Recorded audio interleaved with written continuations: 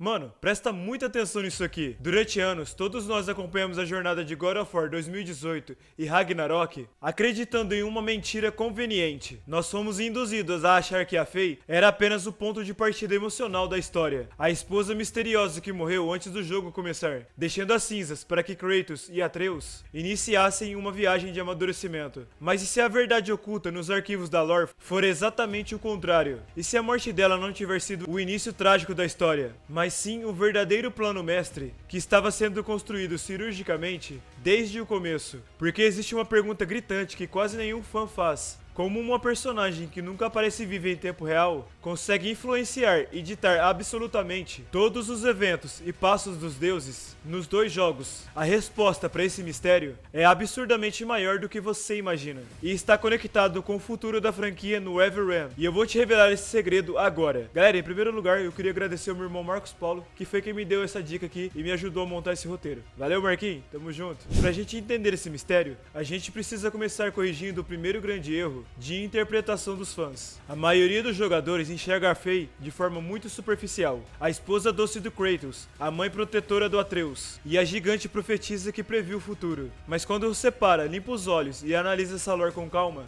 percebe um padrão estranho e embaçado. Praticamente tudo o que acontece na saga nórdica, cada encontro, cada caminho liberado, cada decisão drástica, acontece única e exclusivamente porque a Faye planejou. Não foi Odin com sua paranoia de espiões, não foi Kratos com seus instintos de guerreiro, e muito menos o Atreus. Foi a Faye. Muito antes de God of War 2018 começar, na linha secreta do Tempo dos Reinos, ela não era uma gigante comum. Seu nome verdadeiro era Laufey, a Justa. Entre o povo de Jotunheim, ela era uma guerreira lendária e extremamente respeitada, temida até pelo próprio Thor na trocação franca. Mas o diferencial brutal dela estava nas pinturas e murais que ela mesma deixou gravado nas montanhas. A Faye possuía um conhecimento raro, profundo e absoluto sobre as profecias e as linhas do destino. E aqui entra a diferença gritante entre a mente da Faye e a mente do Odin. O pai de todos passou séculos e séculos obcecado por controle, manipulando o Thor, o Baldur, a Freya e o Tyr, escravizando reinos inteiros, puramente por medo do Ragnarok, tentando forçar o futuro a acontecer do seu jeito. A Faye fez exatamente o oposto. Ela aceitou o futuro. Ela compreendeu o destino de uma forma tão profunda que não tentava controlá-lo. Ela simplesmente preparava as peças de forma certa no tabuleiro. Este sempre foi o verdadeiro poder monstruoso dela: enxergar o que nem os olhos obcecados de Odin conseguiam ver. E o detalhe que quase ninguém percebe no jogo de 2018 é que aquela jornada inteira para espalhar as cinzas nunca foi um último pedido emocional. Aquilo foi um plano de narrativa de engenharia perfeito. Pensa comigo, se a Faye apenas quisesse que as suas cinzas fossem jogadas ao vento, existia centenas de montanhas altíssimas em Midgard ou em outros reinos seguros. Mas não.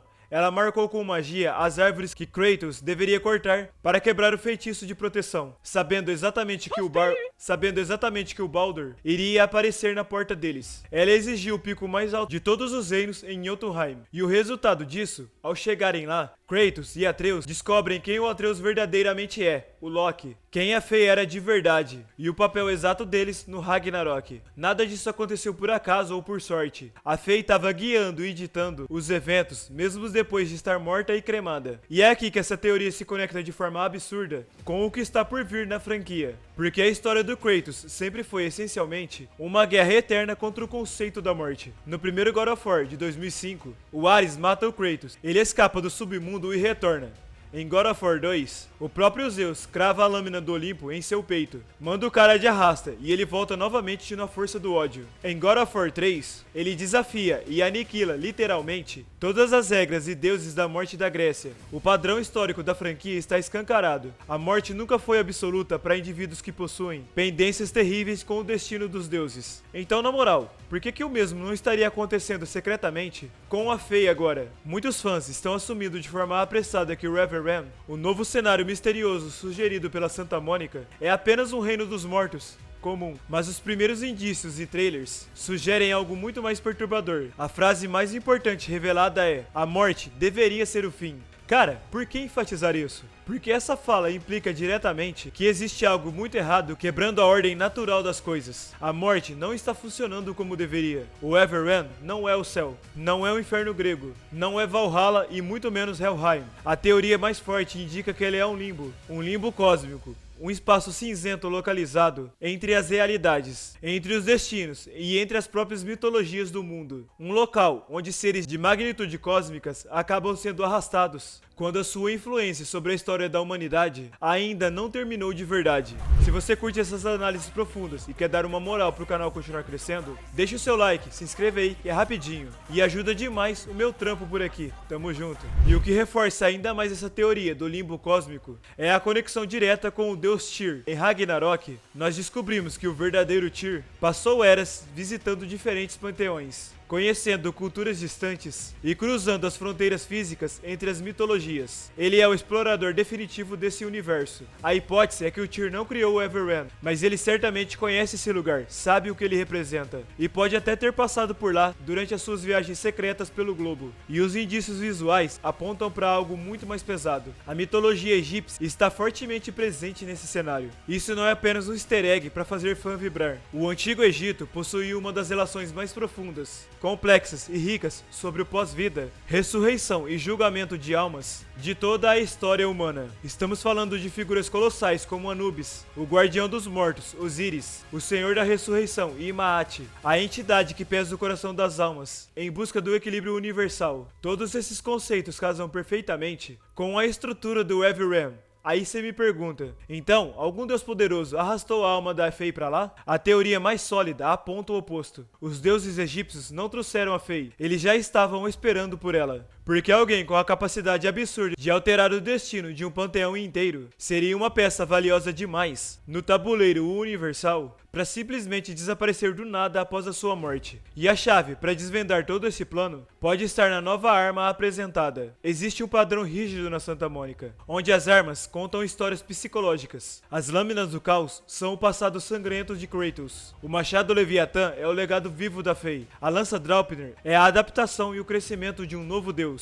E então, o que representa essa nova espada misteriosa? A hipótese é que ela não foi forjada para matar deuses físicos. Ela foi criada especificamente para aniquilar algo conceitual, algo terrível que consegue sobreviver à própria morte. E não podemos deixar de falar sobre o Cubo Frank, que muita gente está tratando apenas como um alívio cômico ou uma piada interna dos desenvolvedores. Cara, lembra do histórico desse estúdio? O Mimir parecia apenas uma cabeça falante e engraçada para contar piadas no barco e virou a enciclopédia viva crucial da lore. O Brock parecia apenas um anão rabugento de alívio cômico e virou a peça central da maior tragédia emocional de Ragnarok. O próprio Odin passou metade da história escondido sobre a identidade pacata de outra pessoa na nossa cara. Então por que raios você imaginaria que o Frank era apenas um cubo bobo? A teoria é que ele é uma prisão de altíssima tecnologia mística, contendo uma consciência selada, um deus antigo destituído do seu panteão, ou uma entidade ancestral que guarda o segredo de como transitar entre os mundos. Isso nos leva ao verdadeiro vilão dessa saga. Todo mundo está esperando de braços abertos pelo Anubis ou pelo Osíris como o grande antagonista. Mas, e se o verdadeiro inimigo estiver muito além das divindades locais? Uma força cósmica primordial que habita as frestas entre as mitologias, se alimentando de almas perdidas, de destinos corrompidos e de profecias quebradas. Algo tão antigo que nem mesmo a obsessão do Odin foi capaz de catalogar ou compreender. E isso se conecta com os ganchos deixados no fim de Ragnarok. O Atreus partiu sozinho pelo mundo, com o objetivo de encontrar os gigantes sobreviventes da sua raça. Mas e se a jornada dele bater de frente exatamente